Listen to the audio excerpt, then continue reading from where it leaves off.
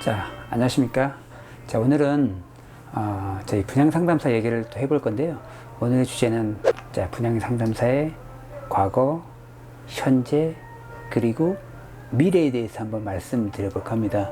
자, 예전 제 과거는 제가 20여 년 전에 처음 분양을 시작할 때는 대부분 상업용 시설이 분양이 주를 이뤘습니다. 그때 당시에는 사실상 아파트는 청약으로 다 끝났기 때문에 지금처럼 지방이라고 할지라도 미분양이 나지 않았던 시절이었습니다. 그래서 상업용 부동산, 오피스텔, 주로 상가 이런 걸 분양을 했었죠. 그때 당시에는 쟁반으로 쇼핑몰 분양이라고 할 때는 쟁반으로 돈을 받던 시절이었습니다. 그때가 어떻게 보면 분양의 어떤 르네상스였다고도 볼 수 있는데, 지금 생각해 보면 뭐 지금도 충분한 기회가 있다고 저는 생각합니다. 그래서 현재는 국내외적으로 어려운 상황에 처하면서 분양하기가 쉽지 않은 시절이 왔습니다. 원래 2008년도에 금융위기가 오면서 그때 당시에 미분양, 그때 당시 사실 미분양이 아니었죠. 그때 당시 분양이 됐지만 2008년 금융위기가 오면서 입주할 때 잔금을 낼 여력이 없는 분들이 많아져서 그거를 계약 해지되는 경우가 많았고, 중대형 평수를 대량으로 공급하던 시절이었습니다. 그때 당시에 40평대 이상의 미분양이 적재되어 있었는데요. 그런 걸 털어내려고 일부 수수료가 높아지는 등의 그런 현상이 있었죠. 그래서 결국에는 그때 당시 제대로 착실히 준비한 분들은 제법 큰 돈을 벌었던 시절이 있었습니다. 그때 당시가 2010년, 11년, 12년 뭐 이랬던 것 같습니다. 그래서 또 시간이 지나서 요즘에는 뭐 이제 분양가 상한제도 곧 시행을 앞두고 있고, 그리고 이런 현재 저희가 분양하는 것들은 지주택도 분양을 하고 있고, 지주택은 이제 저거 모집이죠. 오피스텔, 아파트, 호텔 등 여러 가지를 분양을 저희가 하는데 쉽지 않죠, 지금은요. 맞습니다. 어떻게 보면 분양의 보릿고개라고 할 정도로 이렇게 어려운 시절이 지나가고 있는데요. 저는 사실 솔직히 그 말에 동의하지는 않습니다. 왜냐면 말은 그렇게 할지언정 실제로 보시면요, 지금은 굉장히 큰 기회입니다. 누구에게나 위기는 맞지만, 자, 위기와 기회는 어떤 직업에도 거의 다 비슷하게 동시에 와요. 하지만 분양은 아주 큰 기회가 있습니다. 자, 분양이 되지 않았을 때 시행자 입장에서 두 가지를 선택할 수가 있는데요. 분양되기 위해서는 광고비를 더 책정한다든지, 또는 RT, 리베이트 수수료죠. 수수료를 올려준다. 그런데 효과가 좋은 방법은 후자 쪽이 더 가깝습니다. 실제 해보면요. 그래서 얼마 전에 분양을 했던 1년 가까이 미분양이었던 암사동이죠. 길동의 모 현장도, 서울의 현장도 RT를 크게 높이자 단 3, 4주 만에 분양이 완판되는 게 있었습니다. 자, 그야말로로 RT가 오르면서 큰 기회가 큰 현장이 속속 드러나고 있다. 주변에 이런 현장이 굉장히 많습니다. 이제 예전에 RT가 적은 현장에서 큰 현장이 많습니다. 이런 현장을 자기만의 컨셉을 가지고서 분양 루트를 깨우친다고 하면, 저는 이때가 큰 돈을 벌 수 있는 기회라고 생각합니다. 분양이 힘들면 이제 사람들이 갈리겠죠. 힘들어서 그만두는 사람이 있겠고, 버티는 사람이 있겠고, 또 열심히 하는 사람이 있을 겁니다. 자, 후자적으로 가십시오. 열심히 하면 분명히 따라옵니다. 분양 상담사처럼 전 좋은 직업을 만나본 적이 없습니다. 제가 군대 제대하자마자 이걸 시작하면서 얼마나 큰 게 깨달았냐면, 제가 공인중개사도 하면서 분양도 하면서 여러 가지를 같이 했었는데요. 그러면서 부자들을 많이 만나면서 느꼈던 생각들이 있습니다. 공부를 열심히 했던, 하지 않았던 누구에게나 기회는 오는데 그 기회를 누구에게 어떻게 잡냐가 큰 관건인데요. 저희 같은 분양상담사는 진입장벽도 없어서 아무나 할 수 있습니다. 또한 분양상담사는 언제든지 이직할 수 있고 언제든지 그만둘 수 있습니다. 예. 언제든지 또 쉴 수도 있고요. 직장 상사 마음에 안 들면 또 바꿀 수도 있습니다. 예, 저희 관두면 되니까요. 예, 일반 대기업들이나 이런 거 못하죠. 그만두기 쉽지 않죠. 누가 마음에 안 든다고 해서 어떻게 바꿀 수도 없죠. 근데 저희는 가능합니다. 거기다가 자본이 들어가지 않는 분양 상담입니다. 얼마나 좋습니까? 하다못해 치킨집을 하다 만들어도 수천만 원 이상이 들어갑니다. 저희는 자본이 들어가지 않으면서도 그야말로 그야말로 1인 사장이라고 보시면 됩니다. 이게 바로 분양상담사입니다. 얼마나 큰 메리트가 있습니까? 자고 일어나면 저는 굉장히 기쁩니다.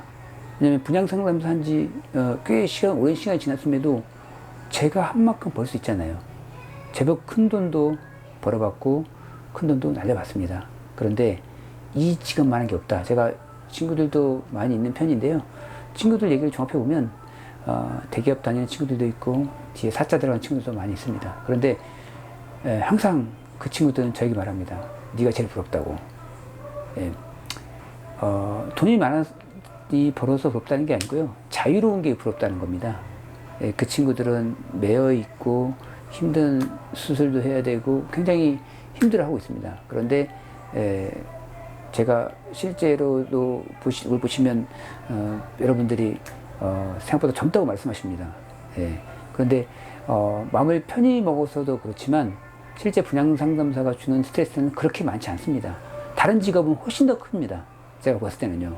분양상담사를 여러분이 이거를 보시고서 지금 하고 계시다고 하시면 굉장히 좋은 직업 안에 들어왔다. 그것도 진입장벽 없이. 자, 그런 직업인데 이걸 못 하시면 안 되죠.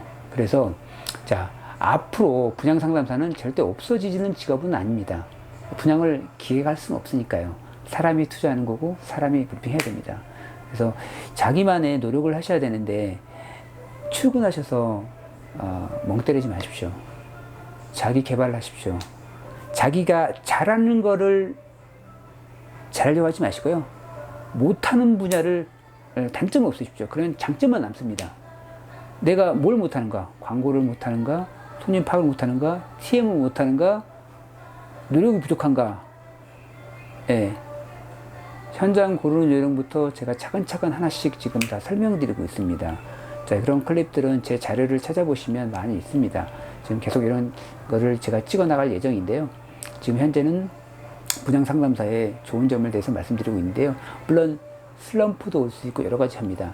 자, 슬럼프 극복 요령에 대해서도 제가 저번 영상에서 찍으려고 했었는데 시간이 부족한 관계로 지금 못 찍었는데요. 조만간에 그것도 곧 찍을 겁니다. 자, 종합을 해보면 분양상담사처럼 좋은 직업이 없다. 그리고 큰 돈을 벌 수 있는 기회가 지금 현재 열려 있습니다. 최선을 다하셔야지 운도 따라옵니다. 그 운이 여러분 앞에 다가와 있습니다. 지금요. RT 큰 현장들이 굉장히 많지 않습니까? 여러분 골라가실 수 있습니다. 다른 사람이 못한다고요? 본인 할 수 있습니다. 어느 누군가, 자, 여러분 그런 적 없으십니까? 이 물건은 팔기 어려운데? 나중에 가면 다 팔려 있습니다. 어느 누군가는 팔린다는 소리거든요. 다 팔 수 있습니다. 못 파는 물건이 없습니까? 시행자가 처음부터 계획할 때요, 못 파는 물건은 만들지 않습니다. 보통은 거의 대부분 다 팔립니다. 시간이 지나면요. 그리고 우리나라 부동산은 예전부터 지금까지 보시면 우상향입니다. 자, 그 우리나라 시대는 자본 대비해서 자본은 계속해서 실물 자산이 올라갈 수밖에 없습니다. 양적 완화를 통해서라도 그렇고요. 돈은 찍어낼 수 있지만 돈의 가치는 떨어집니다. 찍어낼수록요.